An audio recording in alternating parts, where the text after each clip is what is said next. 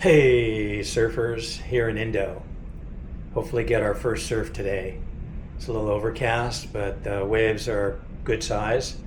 But we have a spot picked out. Hopefully we'll paddle out there sometime this morning. Anyways, I wanted to talk to you about where I live in Hawaii.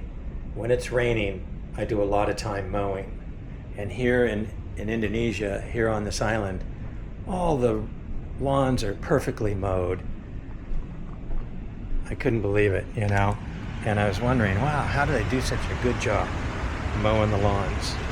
Well, I figured out how they do it. You know, is it a new kind of lawnmower? No. You know, is it a lot of cheap labor? No. I'll show you how they do the lawn mowing. Is they use these guys.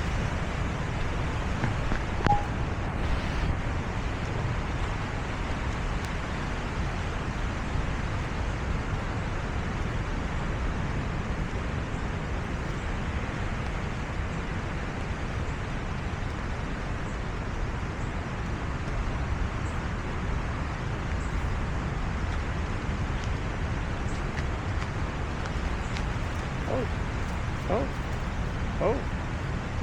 Okay, bye lawnmowers.